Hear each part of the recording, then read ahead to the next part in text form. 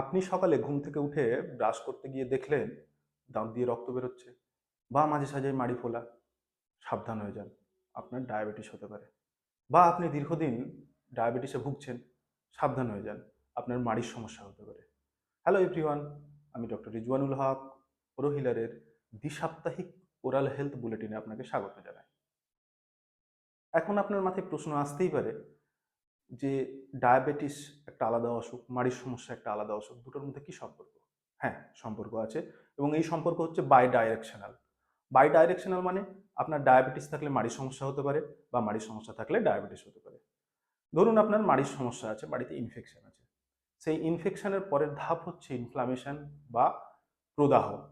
সেই ইনফ্লামেশনের কারণে আমাদের শরীরে কতগুলো ইনফ্লামেটরি মেডিয়েটর রিলিজ হয়।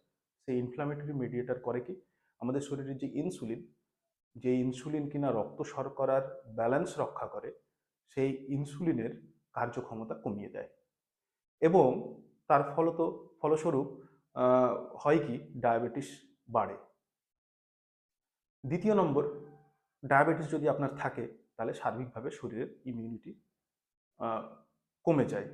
ইমিউনিটি বা রোগ প্রতিরোধ ব্যবস্থা যদি কমে যায়, তাহলে শরীরের যেসব অংশগুলোকে রোজ জীবাণুর সাথে লড়াই করতে হয়, যার মধ্যে মূল হচ্ছে মাড়ি, রোজ মাড়িকে বিভিন্ন ধরনের জীবাণুর সঙ্গে লড়াই করতে হয়, সেই সব জায়গায় ইনফেকশন হবে, স্বাভাবিকভাবে মাড়ির অসুখ হবে। যেমন একটি পেশেন্ট, 38 বছর বয়সে একটি মহিলা পেশেন্ট আমার কাছে এসেছিল মাড়ির সমস্যা নিয়ে। এসে বললো, ডাক্তারবাবু আমি 6 মাস ধরে চিকিৎসা করাচ্ছি, কোনো রকম কোনো সমাধান হচ্ছে না। হিস্ট্রি নিয়ে জানা গেল পেশেন্টের অলরেডি 2বার স্কেলিং করা হয়েছে, দীর্ঘদিন অ্যান্টিবায়োটিক্স চলছে, চলার পরেও কোনো পার্মানেন্ট সমাধান নেই। যতদিন অ্যান্টিবায়োটিক্স ব্যথার ওষুধ চলছে ততদিন একটু মাড়ি ফোলা কমে থাকছে, আবার সেম অবস্থা। তারপরে আমি পেশেন্টকে রক্ত শর্করা চেক করার জন্য পাঠালাম। ব্লাড সুগার চেক করার পর দেখা গেল তার ব্লাড সুগার বেশি। তারপরে আমি এন্ডোক্রিনোলজিস্টের কাছে রেফার করে দিই।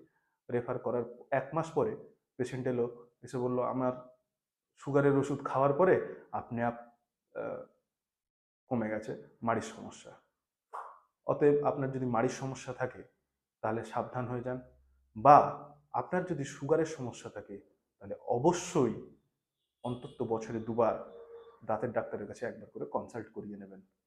সুস্থ থাকুন, সুস্থ রাখুন।